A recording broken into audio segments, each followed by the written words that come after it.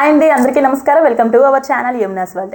ఈ రోజు మన వీడియో ఏమిటంటే 2025వ సంవత్సరంలో వసంత నవరాత్రులు లేదా చైత్ర నవరాత్రులు లేదా లలిత అమ్మవారి నవరాత్రులు ఇలా పిలుచుకునేటువంటి శక్తివంతమైనటువంటి నవరాత్రులు, లలిత అమ్మవారిని పూజించే నవరాత్రులు ఎప్పుడు వస్తున్నాయి, ఏ తారీఖుతో మొదలవుతున్నాయి, ఎప్పటితో ముగుస్తున్నాయి, మనకి ఉగాది రోజు నుంచి వసంత నవరాత్రులు మొదలవుతున్నాయా, ప్రతి విషయాన్ని కూడా మీకు ఈ వీడియోలో నేను తెలియజేయబోతున్నాను. 9 రోజులు కూడా ఏ రూపాలలో ఏ అవతారాలలో అమ్మవారిని మనం ఆరాధించాలి, అమ్మవారికి మనం దీక్షగా పూజ చేసుకోవాలి, ఈ 9 రోజులు అనుకునేవారు కలశ స్థాపన ఎప్పుడు చేయాలి, అసలు అమ్మవారిని ఏ విధంగా పూజించాలి, అమ్మవారిని ప్రసన్నం చేసుకునే విధి విధానం ఏమిటి, ప్రతిదీ కూడా మీకు ఈ వీడియోలో నేను క్లుప్తంగా తెలియజేయబోతాను, నియమాలతో సహా. వీడియోనైతే ఎక్కడ స్కిప్ చేయకండి, పూర్తిగా చూడండి, అప్పుడే మీకు కంప్లీట్గా అర్థమవుతుంది. ఛానల్ని ఎవరైతే మొదటిసారి సబ్స్క్రైబ్ చేసుకోకుండా చూస్తున్నారో వాళ్ళు తప్పకుండా సబ్స్క్రైబ్ చేసుకోండి, లైక్ చేయండి, షేర్ చేయండి. మీరు చేసే ఒక లైక్ నాకు చాలా సపోర్టివ్గా అనిపిస్తుంది, మరి కొంతమందికి వీడియో రీచ్ అవ్వడానికి కూడా యూజ్ అవుతుంది. వీడియోలోకి అయితే వెళ్ళిపోదాం. మనకి చైత్ర మాసంలో శుద్ధ పాడ్యమి నుంచి కూడా నవరాత్రులు మొదలవుతాయి. ఇవి 9 రోజుల పాటు కొనసాగుతాయి. శ్రీరామనవమితో మనకి ఈ నవరాత్రులు అనేవి ముగుస్తాయి అన్నమాట. మనకి తెలుగు నెలల ప్రకారం చైత్రమాసం అనేది మొదటి నెల. ఈ నెల మొదటి రోజులోనే మనకి ఉగాది పండుగ వస్తుంది. మనం విశేషంగా ఉగాది పండుగను జరుపుకుంటాం. తెలుగు నూతన సంవత్సరాన్ని ఆహ్వానిస్తూ పూజలు కూడా చేసుకుంటాం. మరి అటువంటి తెలుగు నెల ప్రారంభమైనటువంటి రోజు నుంచే మనకి వసంత నవరాత్రులు ప్రారంభమవుతాయి. అయితే వసంత నవరాత్రులను ఎందుకంటారంటే చైత్రమాసం నుంచి వసంత ఋతువు వస్తుంది కనుక ఈ నవరాత్రులను వసంత నవరాత్రులు అని కూడా అంటారు. తెలుగు నెలల ప్రకారం చైత్రమాసం మొదటిది కాబట్టి ఈ నవరాత్రిని చైత్ర నవరాత్రి అని కూడా అంటూ ఉంటారు. అంతేకాకుండా గర్భ నవరాత్రులు అని, రామ నవరాత్రులు అని కూడా అంటారు. శ్రీరాములు వారు తన తల్లి గర్భంలో ఉన్నటువంటి చివరి రోజులు కాబట్టి గర్భ నవరాత్రులు అని, ఆయన పుట్టింది నవమి రోజు కాబట్టి అప్పటి వరకు ఉన్నటువంటి చైత్రమాసం మొదటి నుంచి నవమి వరకు ఉన్నటువంటి రాత్రులు కాబట్టి ఆయన పుట్టే వరకు వీటిని రామనవరాత్రులు అని కూడా అంటూ ఉంటారు. అయితే ఇలా రకరకాలుగా పిలువబడే ఈ నవరాత్రుల్లో లలిత అంటే లలిత అమ్మవారు ఆదిపరాశక్తిని మనం విశేషంగా పూజించడం జరుగుతుంది. మనకి మొత్తంగా సంవత్సరంలో ఎన్ని నవరాత్రులు వస్తాయి అని అంటే చాలామంది ఏమంటారంటే దుర్గాదేవి నవరాత్రులు మాత్రమే చెప్తూ ఉంటారు. కానీ మనకి 4 నవరాత్రులు వస్తాయి. తెలుగు నెలల ప్రకారం ఏంటంటే చైత్ర నవరాత్రులు మొదటివి చైత్రమాసంలో వస్తాయి. వీటినే మనము వసంత నవరాత్రులు, లలిత అమ్మవారి నవరాత్రులు అని కూడా అంటూ ఉంటాము. ఈ నవరాత్రులలో లలిత అమ్మవారిని పూజిస్తాం. ఇక రెండో నవరాత్రులు ఏంటంటే ఆషాఢ మాసంలో చేసుకునేటువంటి వారాహిదేవి గుప్త నవరాత్రులు. వారాహి అమ్మవారిని పూజిస్తూ ఉంటాం. ఈ కాలంలో అందరూ కూడా వారాహి అమ్మవారిని చాలా వరకు పూజిస్తున్నారు. ఆ గుప్త నవరాత్రుల కోసం కూడా కొంతమందికి తెలుసు. మూడవ నవరాత్రులు ఏమిటంటే అందరికీ తెలిసినవి దేవి శరణ్ నవరాత్రులు ఆశ్వయుజ మాసంలో చేసుకుంటాం. ఇవి మొన్నే దసరాకి అందరూ చేసుకొని ఉంటారు కదా, అవి అనమాట. అయితే 4వ నవరాత్రులు ఏంటంటే మాఘమాసంలో వచ్చే రాజశ్యామలాదేవి గుప్త నవరాత్రులు. ఈ నవరాత్రులు కూడా మనం పోయిన నెల చేసుకున్నాము. అయితే సంవత్సరంలో వచ్చేటువంటి 4 నవరాత్రులు కూడా ఇవి. అయితే అమ్మవారిని దేవి శరణ్ నవరాత్రులకి ఎటువంటి నియమాలు పాటిస్తూ మనం పూజిస్తూ ఉంటామో అలాగే నియమాలు పాటిస్తూ మిగతా నవరాత్రులు కూడా చేసుకోవాలి అనమాట. అయితే గుప్త నవరాత్రులు అని చెప్పి రెండింటిని అంటారు. శ్యామలాదేవి నవరాత్రులని, వారాహి నవరాత్రులని, ఈ రెండింటిని కూడా గుప్త నవరాత్రులు అంటారు. మనకి విజయదశమి అంటే దసరాకి చేసుకునేటువంటి దుర్గాదేవి నవరాత్రులు, ఇప్పుడు చైత్రమాసంలో చేసుకునేటువంటి వసంత నవరాత్రులని కూడా మనం సాత్వికంగా పూజించుకోవచ్చు అనమాట. లలిత అమ్మవారు, దుర్గా అమ్మవారు. అయితే ఈ లలిత నవరాత్రులు, వసంత నవరాత్రులు, చైత్ర నవరాత్రులలో మనం విశేషంగా లలిత అమ్మవారిని పూజిస్తూ ఉంటాము. చైత్ర శుద్ధ పాడ్యమి నుంచి నవమి వరకు. అయితే మనకి మిగులు తగులు అనే తిథులు కూడా వచ్చినప్పుడు ఎలా చేసుకోవాలో కూడా మనం తెలుసుకొని చేసుకుంటూ ఉంటాము. మనకి చైత్ర శుద్ధ పాడ్యమి అనేది 2025వ సంవత్సరంలో మార్చి 29వ తారీఖు సాయంత్రం 5:03 నుంచి ప్రారంభమయ్యి మనకి మార్చి 30వ తారీఖు ఆదివారం మధ్యాహ్నం 2:44 వరకు చైత్ర శుద్ధ పాడ్యమి తిథి ఉంటుంది. అయితే మనం సహజంగా ఏం చేస్తామంటే పండుగలు ఇలాంటి రోజులన్నిటినీ కూడా సూర్యోదయానికి బ్రహ్మ ముహూర్తంలో ఏ తిథి ఉంటుందో ఆ రోజున మనం ఆ తిథి పరిగణిస్తూ ఆ పండుగలు చేసుకుంటాం. కాబట్టి చైత్ర శుద్ధ పాడ్యమి నుంచి ఈ నవరాత్రులు మొదలవుతున్నాయి. అలా లెక్క చూసుకున్నట్లయితే 2025వ సంవత్సరంలో మార్చి 30వ తారీఖు ఆదివారం నుంచి ఈ నవరాత్రులు మొదలవుతున్నాయి. అయితే ఈరోజే మనకి తెలుగు నూతన సంవత్సరాది ఉగాది పండుగ కూడా. ఉగాది పండుగతో నవరాత్రులు మొదలవుతున్నాయి. కొత్త నూతన సంవత్సరానికి, తెలుగు నూతన సంవత్సరానికి ఆహ్వానం పలుకుతూ అమ్మవారిని కూడా ఆరాధిస్తూ మొదలయ్యేవే ఈ వసంత నవరాత్రులు, చైత్ర నవరాత్రులు, లలిత అమ్మవారి నవరాత్రులు. ఇది ఈ మార్చ్ 30 నుంచి మొదలైన నవరాత్రులు ఏప్రిల్ 7 వరకు కూడా ఉంటాయి. అయితే ఏప్రిల్ 6 మనకి శ్రీరామనవమి అనమాట. ఆ రోజుతో ముగించుకుంటే ఏప్రిల్ 7వ తారీఖున అమ్మవారికి ఉద్వాసన చెప్పి కార్యక్రమాల్లో మనం అమ్మవారిని ఉద్వాసన చెప్పేసి మిగతా కార్యక్రమాలు చేసుకోవచ్చు. ఆ చివరి రోజుగా అమ్మవారిని పూజ చేసుకుంటూ ఉంటాం కాబట్టి ఈ విధంగా లెక్కేసుకుంటూ 9 రాత్రులు మనకు అవ్వాలి కదా. 9 రోజులు కూడా మనకి ఏప్రిల్ 7తో ముగుస్తాయి. అలా అనుకుంటే నవమి తిథితో 9 రోజులు కూడా ముగించుకోవాలి. అయితే మనకి మిగులు తగులు వచ్చినప్పుడు అప్పుడు మనం ఏం చేయాలంటే మరుసటి రోజు కూడా చేసుకొని ఆ రోజుతో అమ్మవారికి ఉద్వాసన చెప్పేసి 9 రాత్రులు కూడా నవరాత్రులు ముగించుకుంటున్నాము అనే పూజలా చేసుకోవాలన్నమాట. అంటే మీకు ఇక్కడ అర్థమవుతుంది అనుకుంటాను. నవరాత్రులు అంటే 9 రాత్రులు కదా. మనకి ఉద్వాసన చెప్పేటప్పటికి 9 నవరాత్రులు పూర్తయ్యాక మనం చెప్పుకోవాలి. మీకు అర్థం అవ్వడానికి ఒక చిన్న పాయింట్లో చెప్పాను. ఈ విధంగా మార్చి 30వ తారీఖు నుంచి మొదలైన నవరాత్రులు ఏప్రిల్ 7 సోమవారంతో ముగించుకుంటాము. ఈ సంవత్సరంలో వచ్చినటువంటి ఈ నవరాత్రులు లలితాదేవి అమ్మవారిని ఎలా ఆరాధిస్తూ ఉంటామంటే, ముందుగా మనం శ్రీరామనవమి కూడా మనం ఏప్రిల్ 6వ తారీఖుని జరుపుకుంటాం కదా. ఈ రోజు నవమి తిథి ఉందన్నమాట. మరుసటి రోజు ఏప్రిల్ 7వ తారీఖుకి అమ్మవారికి ఉద్వాసన చెప్పే రోజుగా భావించవచ్చు. కాబట్టి అమ్మవారు 9 రోజులు కూడా 9 అలంకారాలతో అమ్మవారు దర్శనమిస్తూ పూజలు అందుకుంటారు. అయితే ఒక్కొక్క రోజు ఒక్కొక్క రూపంలో అమ్మవారిని ఆరాధించవలసి ఉంటుంది. ఒక్కో నైవేద్యాన్ని కూడా పెట్టవలసి ఉంటుంది.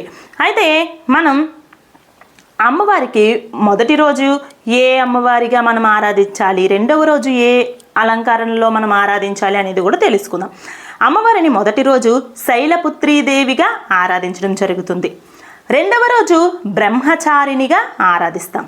మూడవ రోజు చంద్రగంఠ, 4వ రోజు కూష్మాండ దేవిగా, 5వ రోజు స్కందమాతగా. ఈ రోజునే మరొక విశేషం ఏంటంటే లక్ష్మీ పంచమి కూడా మనం అందరం పూజ చేసుకుంటాం. అంటే విశేషంగా లక్ష్మీ అమ్మవారిని పూజిస్తూ ఉంటాము. అలాగే 6వ రోజున కాత్యాయని దేవిగా మనం ఆరాధిస్తాం. 7వ రోజున కాలరాత్రి, 8వ రోజున దుర్గాదేవిగా, 9వ రోజున సిద్ధదాత్రి. ఈ విధంగా 9 రోజులు కూడా అమ్మవారిని 9 అలంకారాల్లో విశేషంగా పూజలు అమ్మవారు అందుకుంటారు. మనం విశేషంగా పూజలు చేస్తూ ఉంటాం. అయితే దేవాలయాల్లో ఎవరైతే నవరాత్రులు జరుపుతూ ఉంటారో వాళ్ళందరూ కూడా అమ్మవారికి ఒక్కొక్క రోజుకు ఒక్క అలంకరణలో అమ్మవారిని పూజించి, అలాగే అందరికీ కూడా దర్శనం ఇవ్వడము, అమ్మవారిని ఆరాధించడము, అమ్మవారు వివిధ రూపాలలో 9 రోజులు 9 రూపాల్లో దర్శనం ఇవ్వడం కూడా జరుగుతూ ఉంటుంది. మన ఇంట్లో అందరం సులువుగా నవరాత్రి పూజ చేసుకోవాలి అంటే మనం రోజుకు అవతారం, రోజుకు అలంకరణ అమ్మవారికి చెయ్యలేము. ఎందుకంటే మనం సంసార జీవితంలో ఉన్న వాళ్ళం కాబట్టి మన ఇంట్లో అన్ని వెసులుబాట్లు ఉండవు. కాబట్టి అంత సమయం కూడా మనకి ఇంట్లో ఉండదు. కాబట్టి మనం సులువుగా చేసుకునే పద్ధతి ఏంటి అనే విషయానికి వద్దాం. అయితే గుడిలో మనకి అలా అలంకరణలు చేస్తూ ఉంటారు, అలంకరణలో అమ్మవారి దర్శనమిస్తూ ఉంటారు. కానీ మనం ఇంట్లో ఎలా చేసుకోవాలి సులువుగా అంటే ఆ లలిత అమ్మవారి యొక్క చిత్రపటాన్ని కానీ విగ్రహాన్ని కానీ పెట్టుకోండి. విగ్రహం ఉంటే విగ్రహం పెట్టుకోండి. విగ్రహాలు పెద్ద పెద్దవి పెట్టకూడదు, చిన్నది పెట్టుకోవాలి. 2 అంగుళాలకు మించింది పెట్టకూడదు. లేదు అది కూడా మాకొద్దు అనుకున్నట్లయితే చక్కగా చిత్రపటాన్ని పెట్టుకోండి. పెట్టుకొని అందరి ఇళ్లల్లో కూడా లలిత అమ్మవారి పటం ఖచ్చితంగా ఉండాలండి. లలిత అమ్మవారి పటం ఉంటే ఆ చిత్రపటంలో చాలామంది దేవతలు కనబడతారు మీరు గమనించినట్లయితే. కాబట్టి అమ్మవారి చిత్రపటం ఖచ్చితంగా పెట్టుకోండి. అయితే అమ్మవారిని ఒకవేళ లలిత అమ్మవారి చిత్రపటం మా దగ్గర లేదు అనుకునేవారు దుర్గాదేవి చిత్రపటం ఉంటుంది, వారాహి అమ్మవారిది ఉంటుంది, లక్ష్మీ అమ్మవారిది ఉంటుంది. ఏ రూపంలో ఉన్న అమ్మవారిదైనా సరే మీరు పెట్టుకొని చేసుకోవచ్చు. అయితే 9 రోజులు 9 అలంకారాలు కూడా దుర్గాదేవి యొక్క ప్రతిరూపాలు అనమాట. ఈ అమ్మవారులందరూ కూడా అమ్మవారిని ఒక్కొక్క రోజు ఆ రూపాల్లా ఆరాధించడం జరుగుతుంది. కనుక దుర్గాదేవిని కూడా మనం పెట్టుకొని ఆరాధించవచ్చు. అయితే అమ్మవారి స్థానంలో శ్రీచక్రాన్ని పెట్టుకొని కూడా చాలామంది పూజిస్తూ ఉంటారు. అలా శ్రీచక్రం ఉన్న వాళ్ళు విశేషంగా శ్రీచక్రానికి కూడా పూజలు చేయవచ్చు. శ్రీచక్రాన్ని ఇంట్లో పెట్టుకోలేరు, ఎందుకంటే శ్రీచక్రం పెట్టుకున్నట్లయితే చాలా నియమనిష్టగా ఉండాలి, చాలా నియమాలు ఉంటాయి అన్నమాట. వాటన్నిటిని పాటించిన వాళ్ళు మాత్రమే శ్రీచక్రాన్ని ఇంట్లో పెట్టుకోవాలి. మీరు అమ్మవారికి పసుపు ముద్ద రూపంలో చేసి విగ్రహంగా చేసి కూడా మీరు పెట్టుకొని పూజ చేసుకోవచ్చు. ఏదైనా కూడా మీరు భావం బట్టే ఉంటుంది. యద్భావం తద్భవతి, అంటే మనం భావించే విధానంలోనే అమ్మవారు వచ్చి అక్కడ కూర్చుంటారనమాట. అయితే దేవి శరన్నవరాత్రులకు ఏ విధంగా అయితే అమ్మవారిని పెట్టుకొని నియమాలు పాటిస్తూ ఉంటారో సేమ్ అవే నియమాలు అనమాట. కలశం పెట్టుకునే ఆనవాయితీ ఉంది అనుకునేవారు 9 రోజులు తగు నియమాలు జాగ్రత్తలు తీసుకొని అమ్మవారిని ఆరాధించుకుంటాము అనుకున్న వారు మాత్రమే కలశ స్థాపన చేయండి. ఈ కలశ స్థాపన ముహూర్తం కూడా మార్చి 30వ తారీఖు ఆదివారం మనకి ఉగాది కదా. ఆ రోజు ఉదయం 6:13 నుంచి 10:22 లోపు మాత్రమే కలశ స్థాపన చేయండి. కలశ స్థాపనకి మంచి ముహూర్తం అనమాట ఇది. ఆ సమయంలో అమ్మవారిని కలశాన్ని ఏర్పాటు చేసుకోవచ్చు. లేదనుకున్నట్లయితే 9 రోజులు మీరు పూజా పీఠాన్ని ప్రత్యేకంగా ఏర్పాటు చేసుకోవాలనుకున్నా కూడా ఈ పీఠం అది ఏర్పాటు చేసుకొని పూజ అంతా కూడా ఏర్పాటు చేసుకొని అఖండ దీపం, కలశం, విగ్రహం, పంచామృతాలతో విగ్రహానికి మొదటిసారి అభిషేకం చేసుకొని పెట్టుకోవాలి. మీరు ప్రత్యేకంగా పెట్టుకోవాలనుకుంటే విగ్రహం ఉంటే అప్పటి నుంచి మీరు కుంకుమ పూజ చేయాలి. మరి అప్పటి నుంచి 9 రోజులు కూడా కదపకూడదు అనమాట. మీరు ఇదంతా చేయాలి అనుకుంటే ఉగాది రోజున, అంటే ఆదివారం రోజున 6:13 నుంచి ఉదయం 10:22 లోపు మాత్రమే మీరు చేసుకోవాల్సి ఉంటుంది. అలాగే అభిజిత్ లగ్నం అని చెప్పి చాలామంది ఆ లగ్నంలో పూజను స్టార్ట్ చేస్తూ ఉంటారు. అయితే పూజా పీఠాన్ని కూడా ఏర్పాటు చేసుకుంటూ ఉంటారు ఆ లగ్నంలో. ఈ అభిజిత్ లగ్నం అనేది మిట్ట మధ్యాహ్నం ఉంటుంది. అయితే ఈ సమయం అనేది చాలా మంచి బలమైనటువంటి ముహూర్తంగానే చెప్తూ ఉంటారు. అంటే ఆ బలమైనటువంటి ఒక శక్తి ముహూర్తానికి ఉంటుందన్నమాట. ఎవరైతే ఈ ముహూర్తంలో పూజను ప్రారంభించినా ఏ పని తలపెట్టినా దాంట్లో వాళ్ళకి చాలా మంచి విజయం లభిస్తుందని, సూర్యుడు కూడా దశమ స్థానంలో ఉండడం వల్ల ఏ పని తలపెట్టినా వాళ్ళు ముందుకు వెళతారని, చాలా బలమైనటువంటి విజయాలు సాధిస్తారని చెప్తూ ఉంటారు. ఈ ముహూర్తంలో ప్రారంభిస్తే ఈ అభిజిత్ లగ్నం గురించి మనం తెలుసుకోవాలి అనుకున్నట్లయితే మిట్ట మధ్యాహ్నం సమయంలో మీరు చేయవలసి ఉంటుందన్నమాట. మీ ఇష్టం, అది లేదు అనుకుంటే ఉదయాన్నే ప్రారంభించుకోండి. ఇలా ప్రత్యేకంగా చేసుకునేదే ఈ లలిత నవరాత్రులు. ఈ నవరాత్రులలో మొదటి 3 రోజులు దుర్గాదేవిగా, తరువాత 3 రోజులు లక్ష్మీదేవిగా, ఆ తరువాత చివరి 3 రోజులు సరస్వతీదేవిగా అమ్మవారికి పూజలు చేస్తూ ఉంటారు. ముఖ్యంగా ఇది సాత్వికంగా చేసుకునే పద్ధతి అనమాట. ముఖ్యంగా ఈ లలితా త్రిపుర సుందరీ దేవి త్రిశక్తి స్వరూపిణిగా అమ్మవారి పూజలు అందుకుంటూ ఉంటారు. అందుకని తప్పనిసరిగా ఈ నవరాత్రులు ఆనవాయితీతో పని లేకుండా అందరూ చేసుకోవచ్చు. అంటే మాకు ఇది ఆనవాయితీ లేదు, పూర్వం మా అత్తమామలు వాళ్ళు ఎవరు చేయలేదు, మేము చెయ్యవచ్చా అని అంటూ ఉంటారు. కానీ పూర్వం చేసేటట్టు ఇప్పుడు ఈ రోజుల్లో ఎవ్వరూ చెయ్యట్లేదు. ఆధ్యాత్మికంగా ప్రతి ఒక్క పూజని, ప్రతి ఒక్క రోజుని విశేషంగా జరుపుకుంటూ ఉంటున్నారు. కాబట్టి ఖచ్చితంగా ఆనవాయితీగా చెయ్యవచ్చు, ఆనవాయితీ లేకపోయినా చేసుకోవచ్చు. అమ్మవారి ఆశీర్వాదం కోసం కుంకుమ పూజలతో ఎక్కువగా ఈ నవరాత్రులను గడపవలసి ఉంటుందన్నమాట. 9 రోజులు చేయలేని వారు ఏ ఒక్క రోజు చేసినా కూడా ఫలితం కలుగుతుంది. అంటే 9 రోజులు చేసినటువంటి ఫలితం అయితే కలగదు, కానీ ఏదో ఒకటి ఆ రోజుటికి శక్తి మనం పుంజుకొని మన విజయంగా ముందు అడుగు వేసినట్లు అవుతుందన్నమాట. లక్ష్మీ పంచమి రోజు అంటే 5వ రోజు, లేదంటే చివరి 3 రోజులు, అష్టమి తిథి రోజు కానీ, చివరి ఒక్క రోజు కానీ, ఇలా ఎప్పుడైనా అమ్మవారికి ఈ నవరాత్రులు చేసినటువంటి పూజా ఫలితం పూర్తిగా మనం పొందడానికి విశేషంగా పూజలు నిర్వహించుకోవచ్చు.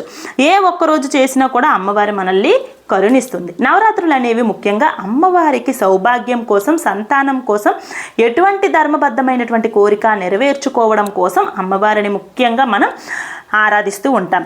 అమ్మవారి యొక్క ఆశీర్వాదం మనకు కలగాలని, ఆ ఆశీర్వాదంతో మనకి ఎటువంటి సమస్యలైనా కూడా బయటపడాలి, ఏ సమస్య నుంచైనా మనం ఉపశమనం పొందాలి అని ఈ నవరాత్రుల పూజను చేస్తూ ఉంటారు.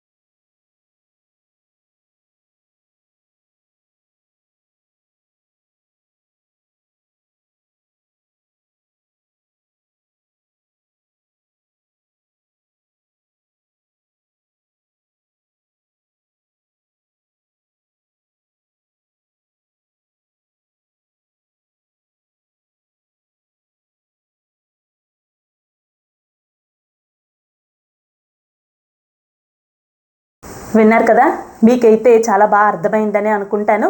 ఏ డౌట్స్ ఉన్నా కూడా నాకు కామెంట్ సెక్షన్లో అడగండి. మీకు ఈ వీడియో చాలా నచ్చే ఉంటుంది కదా, మీకు యూజ్ అయ్యే కంటెంట్ కాబట్టి మీ ఫ్యామిలీకి మీ ఫ్రెండ్స్కి కూడా మీరు షేర్ చేయండి. ఎందుకు అంటే అమ్మవారికి సంబంధించి వాళ్ళకి ఇన్ఫర్మేషన్ మీరు ఇచ్చిన వాళ్ళు అవుతారు కదా, అది కూడా ఒక సేవే. అమ్మవారికి సంబంధించి మనం ఏం చేసినా కూడా అమ్మవారి కృపా కటాక్షాలు మన మీద ఉంటాయి. కాబట్టి మీ ఫ్యామిలీకి మీ ఫ్రెండ్స్కి కూడా షేర్ చేయండి. మీకు నచ్చినట్లయితే లైక్ చేయండి, సబ్స్క్రైబ్ చేసుకోండి. మరొక మంచి వీడియోతో మీ ముందుకు వస్తుంది మీ యమున. నమస్కారం.